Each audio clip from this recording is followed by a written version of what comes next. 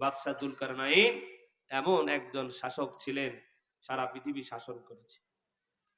এই বাদশাহ যুলকারনাইন যেদিন ইন্তেকাল করেন, তার 2-1 দিন আগে তার সন্তানদেরকে নসিহত করছেন যে আমি যখন মারা যাব, তোমরা আমাকে কাফনের কাপড় পরায়া আমার হাত দুইটা আমার যে খাটিয়া আছে আমার কাপড়ের কাপড় থেকে বের করে দিয়ে তোমরা এলাকার মধ্যে আমাকে ঘুরাইবা। দুনিয়ার মুসলমান ইমানদার আল্লাহর গোলামেরা, বাদশাহ যুলকারনাইনের ইন্তেকাল হয়ে গেল। তার সন্তানেরা তার কথা অনুযায়ী তাকে গোসল করায়া সাদা কাফনের কাপড় পরায়া তাকে খাটিয়ার মধ্যে শোয়ায়া কাঁধের মধ্যে উঠায় এলাকার মধ্যে তার হাতগুলো বের করে দিয়ে ঘোরায়। সমাজের মানুষ ডেকে ডেকে বলে, দেখো এতদিন পর্যন্ত মানুষের কাছে কত চাঁদা নিয়েছে, আজও দেখো মৃত্যুর পরে খাটিয়ার মধ্যে কাফনের কাপড় থেকে হাত বের করে দিয়া মানুষের কাছে চাঁদা চায়। নাউজুবিল্লাহ। বাদশাহ যুলকারনাইন এটা বুঝায় না। বাদশাহ যুলকারনাইন দুনিয়ার মানুষদেরকে এটা বুঝায়, দুনিয়ার মানুষেরা তাকায়া দেখো,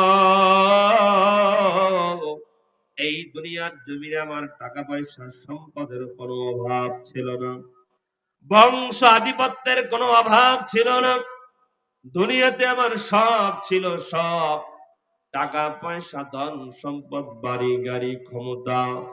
কিন্তু তাকায়া দেখো, আজকে আমার টাকার জায়গায় টাকা আছে, বাড়ির জায়গায় বাড়ি আছে, ক্ষমতার জায়গায় ক্ষমতা আছে, আর আজকে আমি দেখো একা একা খালি হাতে কবর পথের রওনা করিয়া কবর পথের যাত্রী হয়ে গেলাম। আজকে আমার সঙ্গে দুনিয়ার কোনো কিছুই সঙ্গে যাচ্ছে না, ঠিক না বলেন? কারণ এই দুনিয়ার বাড়ি গাড়ি টাকা পয়সা ধন সম্পদ সব কিছু জায়গায় পড়ে থাকবে, আমাদের সবাইকে একা একা খালি হাতে কবর পথে রওনা হওয়া লাগবে।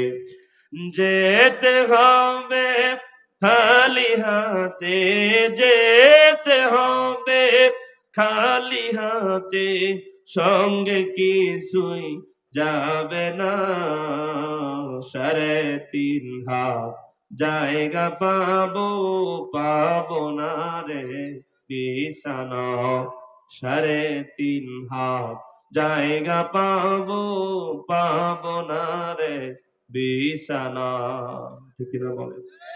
ওই কবরে আমরা একা একাই যাব। ওই কবরে কি নিয়ে যাব, ওই কবরে কি নিয়ে থাকবো? একটু চিন্তা করো হে মুমিন। এই দুনিয়ার সব কিছু দুনিয়ার জায়গায় পড়ে থাকবে, একটু চিন্তা করেন। আজকে যদি আপনার মরণ হয়ে যায়, হাসপাতালের বেডে আপনি শুয়ে আছেন, আপনার আইফোন আছে, আপনার আইফোনটা কে চালাবে এটা নিয়ে আপনার সন্তানেরা ভাগাভাগি শুরু করবে। আপনার হাতের মধ্যে রোলেক্সের দামি ঘড়ি আছে, এই ঘড়িটা কে নিবে এটা নিয়ে তারা ভাগাভাগি শুরু করবে। 5 তলা বাড়ি আছে, কে কোন বাড়ি নেবে, কে কোন তলা নেবে, কে কোন ফ্ল্যাট নেবে, এটা নিয়ে তারা মারামারি করবে। 3 দিন আগে আমি মাহফিলে গেলাম চাপাই নবাবগঞ্জে, রাস্তার মধ্যে আমি একটা ডাবের দোকান দেখে ডাব খাওয়ার জন্য গাড়ি থামালাম। ডাবের দোকানদার আমাকে বলছে, হুজুর একটা কথা বলি, রাগ করবেন? আমি বললাম না, বলেন কি? তখন ডাবওয়ালা বলে, হুজুর ওই যে বাড়িটা দেখা যায়, এই 7 তলা বিল্ডিং এর যে মালিক, এই বাড়িওয়ালা যিনি মালিক, তার 3টা সন্তান আছে।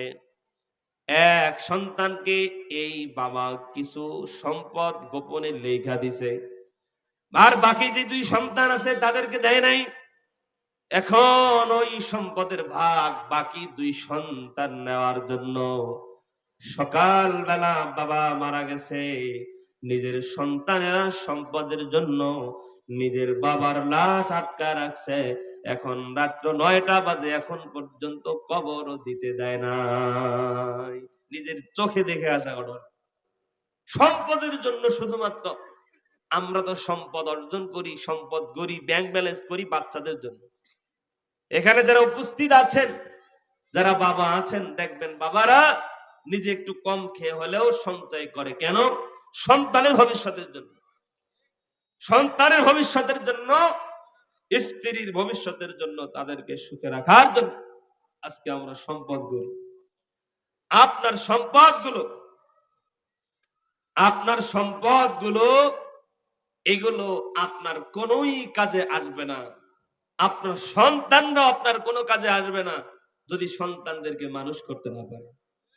আর যারা এই কাজটা করি আমরা, যদি এখানে কেউ করে থাকেন এরকম যে আপনার 2-3টা সন্তান আছে, আপনি এক সন্তানকে বেশি মহব্বত কইরা আপনি কিছু জমি আগেই লিখে দিয়েছেন, এটা কিন্তু অধিকাংশ ফ্যামিলিতে বর্তমানে করে, ঠিক না? ঠিক বলে। এটা একেবারেই নাজায়েজ, এটা হারাম, এটা করা যাবে না। হ্যাঁ, আপনার যদি দিতে মনে চায়, আপনার যদি একান্তই দিতে মনে চায়, তাহলে 3 সন্তানকেই সমানভাবে দিয়ে দেন। আপনি এক সন্তানকে দিলেন আর এক সন্তানকে দিলেন না, আপনি তো বেইনসাফি করলেন, আপনি ইনসাফ করেন নাই। এখন দেখেন সন্তান বেঁচে আছে, বাবা মারা গেছে, শুধুমাত্র একটু আলাদা করে সম্পদ লিখে দেওয়ার কারণে নিজের সন্তানরা নিজের বাবার লাশ আটকায় দিয়েছে। এর থেকে নির্লজ্জ আর এর থেকে হতাভাগা বাবা এই পৃথিবীতে কেউ হতে পারে না, ঠিক না বলে? যে আমার সন্তানরা আমার মারা যাওয়ার পরে আমার লাশ আটকায় দিয়েছে, মাটি দেওয়ার জন্য, কবরে নামানোর জন্য অনুমতি দিচ্ছে না। এজন্য ভাই আমরা একটু হিসাব কিতাব করে দুনিয়াতে চলবো। এই দুনিয়াতে চলতে গেলে মানুষের অনেক টাকা পয়সা ধন সম্পদের প্রয়োজন হয় না। আরে আল্লাহ পাকের কাছে শুকরিয়া আদায় করব যে আল্লাহ পাক আমার যখন যা দরকার আল্লাহ যেন তখন তা দিয়ে দেয়, এই দোয়া করবে। যার সম্পদ যত বেশি তার টেনশন তত বেশি, যার সম্পদ যত বেশি তার গুনার রাস্তা তত খোলা বেশি, আর যার টাকা কম তার গুনার রাস্তা খোলে কম। কারণ গুনাহ করতে টাকা লাগে, কথা কয় না? কি মদ খাইতে টাকা লাগে না? সিগারেট খাইতে টাকা লাগে না? আপনি যদি জেনা করতে চান টাকা লাগবে কিনা? একটা মেয়ের পিছনে টাকা খরচ করা লাগবে, তাহলে ওই মেয়ের সাথে আপনি অবৈধ কাজে লিপ্ত হতে পারবেন। আপনার টাকা নাই, আপনার গার্লফ্রেন্ডও নাই, কি কথা কয় না কয়? আপনার যদি টাকা না থাকে আপনার সাথে কেউ থাকবে না। এই জন্য আমার হুজুররা বলতেন যে আমার ছাত্র ভাই যারা আছে কয় যে তোর কাছে চিরা মুড়ি গুড় যতক্ষণ, তোর পাশে বন্ধু ততক্ষণ। তো চিরা মুড়ি গুড় নাই, তোর পাশে বন্ধু নাই। টাকা পয়সা আপনার যতক্ষণ আছে দেখবেন আপনার বন্ধু বান্ধবের অভাব নাই। টাকা পয়সা যতক্ষণ আছে আপনার বন্ধু বান্ধব ততক্ষণ আছে। এই জন্যই বলছেন যার যত টাকা তার তত গুনার রাস্তা খোলা। তবে হ্যাঁ, সম্পদ হইলেই যে গুনাহ হবে বিষয়টা এমন নয়। সম্পদ পাওয়ার পরে ওই সম্পদকে যদি আমরা যথাযথভাবে আমরা যদি খরচ করতে পারি, এই সম্পদগুলোই আমাদের জান্নাতে যাওয়ার কারণ হবে। সুবহানাল্লাহ। তো আসুন, রমজান মাস আল্লাহ পাক আমাদেরকে দান করেছেন, আমরা যাতে তাকওয়াবান হতে পারি, আমরা আমাদের কবরের সামান জোগাড় করতে পারি। আল্লাহ পাক যেন কবরের সামান জোগাড় করার মতো তৌফিক আমাদেরকে দান করেন, বলেন আমিন। রমজান মাস আল্লাহ আমাদেরকে দান করেছেন গুনাহ মাফের জন্য, যাতে বান্দা তার গুনাহগুলোকে মাফ করে নিতে পারে। বান্দা চায়, আল্লাহ চায় বান্দা তার অন্তরের সমস্ত গুনাহ থেকে পবিত্র হয়ে যাক। বান্দা চায় আল্লাহর কাছ থেকে গুনাহ মাফ নেওয়ার জন্য। আর আল্লাহ পাক বলেন যেই বান্দা আমি আল্লাহর কাছে গুনাহ থেকে মাফ চাওয়ার জন্য নিয়ত করে, আমি আল্লাহ ওই বান্দাকে মাফ করে দেওয়ার জন্য প্রস্তুত হয়ে থাকি। সুবহানাল্লাহ। উদউনি আস্তাজিব লাকুম। বান্দা যখন আল্লাহকে ডাক দেয়, আল্লাহ পাক ওই বান্দার ডাকের সাথে সাথে সাড়া দেয়। সুবহানাল্লাহ। আল্লাহ পাক তো কোরআনুল কারীমে বলছেন ফাকুল তুস্তাগফিরু রাব্বাকুম ইন্নাহু কানা গাফফার, যে গোলাম আমি আল্লাহর কাছে ইস্তিগফার করো, আমি আল্লাহর কাছে ক্ষমা চাও। বান্দা আমি আল্লাহর কাছে যখন ক্ষমা প্রার্থনা করে, ওই বান্দা আমাকে ক্ষমাশীল অবস্থায় পেয়ে যায়। সুবহানাল্লাহ। তা আমরা তো আল্লাহর কাছে ক্ষমা চাই না।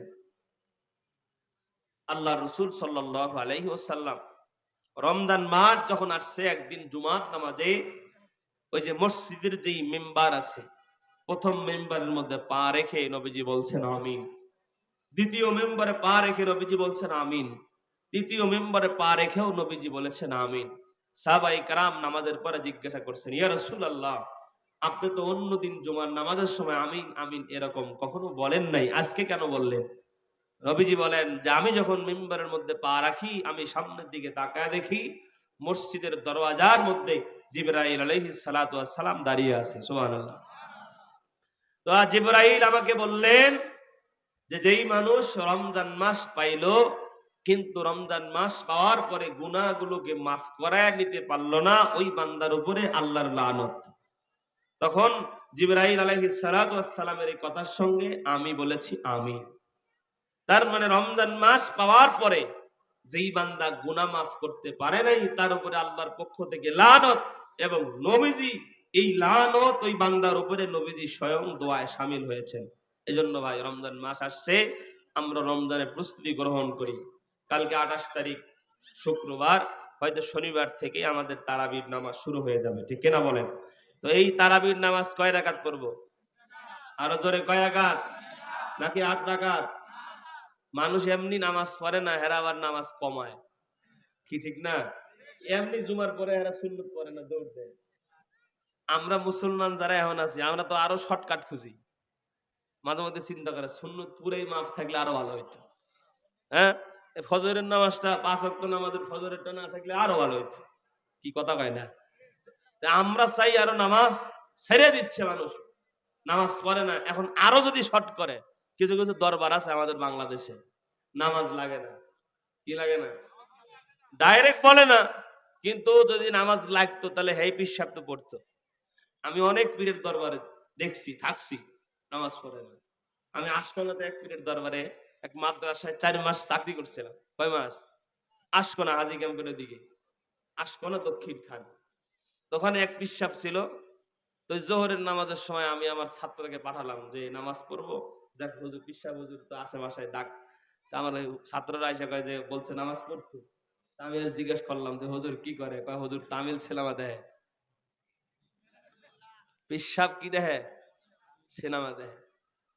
এই হলো পিসাব। আছে না নাই? বহুত আছে। আমাদের দেশে যত পীর আছে অধিকাংশ ভণ্ড, ঠিক কিনা বলেন? ব্যবসা, ব্যবসা, এগুলো হলো বিনা পুঁজিতে ব্যবসা। ভণ্ড পীরের কাছে আমরা যাব না, ঠিক কিনা বলেন? দেখেন, বয়ান শোনার আগে বক্তা চেনা লাগে। কারণ ড্রাইভার যদি উল্টাপাল্টা হয়, গাড়ি উল্টানোর সম্ভাবনা আছে, ঠিক না ঠিক বলে? এই যে আদম আর হাওয়া, আল্লাহ পাক বলছেন যে খবরদার কারো প্ররোচনায় পইরা অমুক গাছের ফলটা তোমরা খাইও না। কিন্তু কি করছে? ইবলিস পিশাব সাচ্ছে। কিডা? ইবলিস বড় হুজুর সাইজা জান্নাতের গেটে গিয়ে দুইজনে ডাক দিয়ে ওয়াজ করছে যে আল্লাহ কো তোমাকে ঠকাইতে চায়, আল্লাহ তোমাকে ঠকাবে, তোমরা ওই গাছের ফল খাইলে তোমরা একেবারে যুগ যুগ ধরে এই জায়গায় থাকতে পারবা। মানে নানান রকম উল্টাপাল্টা বস্তু দিয়া এবার ওই গন্ধম গাছের ফল ওদেরকে খাওয়াইছে। বক্তা চিনে নাই। আদম আর হাওয়া যে বয়ান শুনছে, ইবলিসের কি করে নাই? জেনে নাই, যার কারণে সামনে বিপদ ঘটে গেছে। এই জন্য আমরা যাকে ফলো করব, যাকে মানব, তাকে আমাদের চিনতে হবে। যদি না চিনি তাইলে সামনে বিপদ, ঠিক কিনা বলেন? আমাদের সমাজে ভালো আলেম যেমন আছে, দেখেন ইসলামকে ধ্বংস করার জন্য এই পৃথিবীর যত মুশরিক আছে, যত বেঈমান আছে, যত কাফের রাষ্ট্র আছে, সবাই এক, সবাই এক, কিন্তু আমরা মুসলমানরা এক নই। এই বিশ্বের সমস্ত কাফের বেঈমানেরা তারা মুসলিমদেরকে নিধন করার জন্য, নিশ্চিহ্ন করার জন্য তারা এক, কিন্তু আমরা মুসলমানরা, আমরা মুসলিম ধর্মের লোকেরা ইসলামকে টিকিয়ে রাখার